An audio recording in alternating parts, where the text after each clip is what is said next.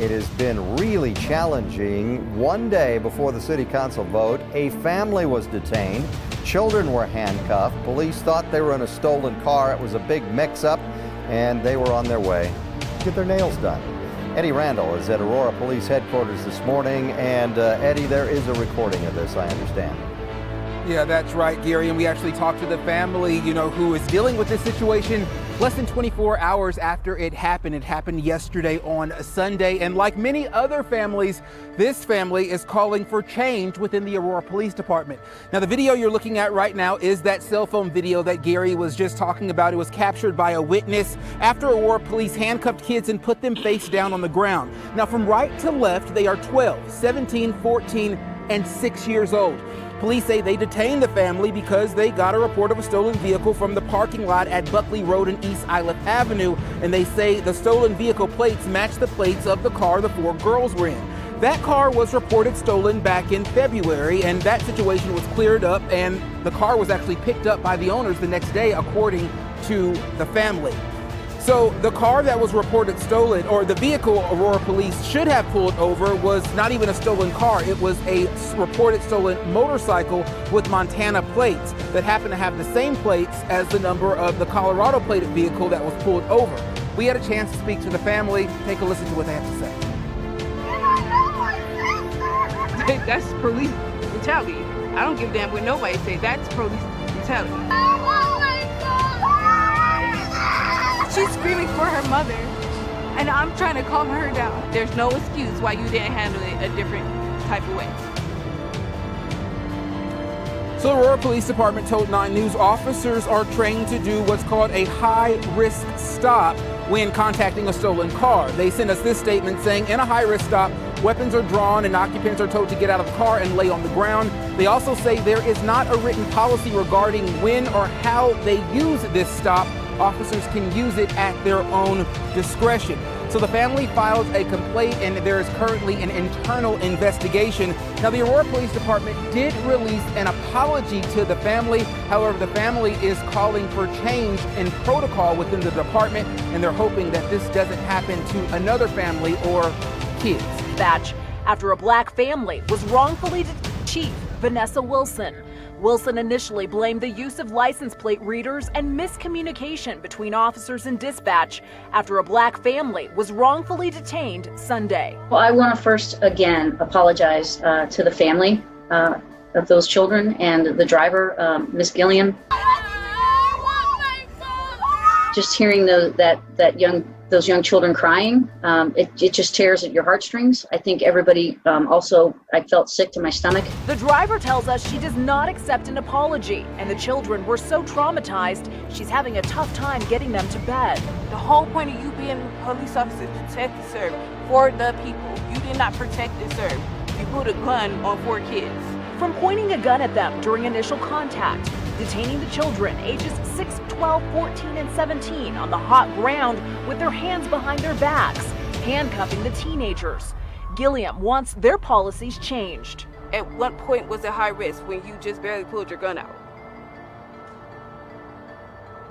You didn't see no weapons, you didn't see no harmful situation. Chief Wilson says she has already taken steps to make sure it doesn't happen again. I've already spoken to the division chief over training. He's already gotten a hold of the academy staff and talking about how we train with these different types of scenarios. Aurora Mayor Mike Kaufman called the incident improper and traumatizing. He spoke to Wilson about it. I think what she attributed to in terms of what's... I'm sorry, guys. Does this guy look like Biden?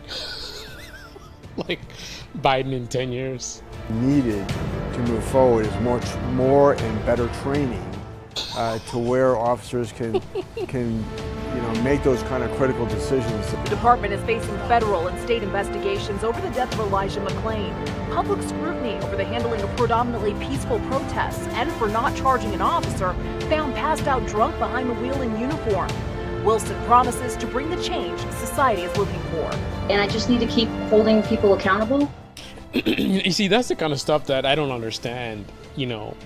When people talk about their systematic issues, and I know there's a preoccupation with the race element, and that's certainly a thing, but There are issues that are much bigger and go beyond that. Because, for example, that case that they just mentioned, this guy, police officer, drunk in his car. I think they said he was on duty, not sure, but and you know, just kind of whatever, big deal, right? It's very, very common for officers to do a lot of very, very bad things and not suffer consequences. I mean, they get paid vacations. Like, this is systematic. So the bad egg idea is nonsense. Bad eggs do not allow officers to get away with the things that they normally get away with. That is the system. There's a system that allows them to do these things, and then they do their internal investigation, investigating themselves, and more times than not, it's like, oh, everything's fine, right? Again, paid vacations, that's the typical thing. So this is pretty messed up. So as you heard, you know, it was a stolen motorcycle. I guess they had a plate reader, so the plate reader, I don't know how that could happen, but supposedly the plate number was the same for the car as it was for the motorcycle. So the plate reader picks it up and says, hey, stolen vehicle, and somehow attached to that was not a vehicle description. Perhaps I say perhaps because just because the vehicle doesn't match the description in terms of you run the plate, it shows up as a stolen motorcycle. It's obviously not a motorcycle, but they may have been aware of that, but still addressed it because of the fact of there is the idea of stolen plates, right? So, you know, you steal a motorcycle, put the plate on something else, or whatever the scenario is. But the bottom line is that there is a thing about stolen plates. So just because it doesn't match doesn't mean, oh, there's nothing to see here. The question is, why would a stolen plate be on this van? Now, the person may or may not know about that, because in the stolen plate scenario, there is the idea of someone switching your plates and you have no idea, and then they go use your plate to go do something else, then it comes up under you. All right. So the police go and they end up registering the plate eventually as stolen, and you know, it's a whole mess. But pretty insane. The main issue that I have here is definitely how the children were treated.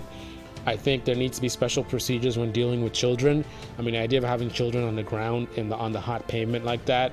I understand that you don't know the story. I mean, your computer's telling you this is a stolen vehicle. You know, you could be dealing with someone who has a gun or whatever it is. I mean, it's I guess vehicle theft. You're talking grand theft auto. So I understand that, but there has to be a safer way where you deal with the children separate from the adults, right? So you get the adult out, and then you separate the children, and the children, you don't have them on the ground like that. So the worst case scenario should be you have an adult on the ground on the hot pavement because you think that they stole the car. I mean, we can question whether that is acceptable or not, but the thing is, the idea of having the kids on the ground like that, especially was a 6-year-old or something like that, that should never be the case. That absolutely should never be the case. There should definitely be a separate procedure for how you're handling young kids versus adults. So it's kind of like, to me, get the adult out of the vehicle, then in the car you have just the kids. I don't know. You can walk them out. So I don't know. I don't know. This is not my thing. I'm not a child psychologist or anything. I don't know, but I understand the idea of the kids are going to be scared, like just getting them out of the car. You know, you have guns, and so do you leave them in the car and then an officer stays with the vehicle? Is that the safest thing? I mean, the adult is out of there, so if the adult is some kind of criminal, you already got the adult out and in handcuffs. So do you like leave him in the car? But then, you know, I don't know, because what's the story with the car? I mean, you don't want to leave the key in the ignition. I mean, it depends on how old they are. I mean, one of them is 17. I mean, do you leave them in the car with the key turned on so they're cool and the air conditioning? There's a lot of factors, you know what I mean? Like, you don't want to leave kids in a car with the engine off and it's hot. and then taking them into the police car could be traumatizing. You know, is that necessary? I don't know. What do you guys think? I really don't have answers. The only thing I can say is I don't think this was handled properly, and at a minimum, the kids should have been separated from the adults. The kids should not be treated the same way as adults. Now, if you want to say the 17-year-old, that's kind of on the fence type of thing, almost an adult, but definitely a young 6-year-old on the ground, yeah, I don't think so. What do you guys think? Comment below, let me know what your thoughts are. This is the Your Fast Life Motorcycle channel. Breaking news. Motorcycle stolen, minivan or SUV apprehended. Say what? All right, guys, I'm out. Be safe, be well. Click on the like button, subscribe if you haven't subscribed already. And this is Your Fast Life Motorcycle channel. Yay, yay!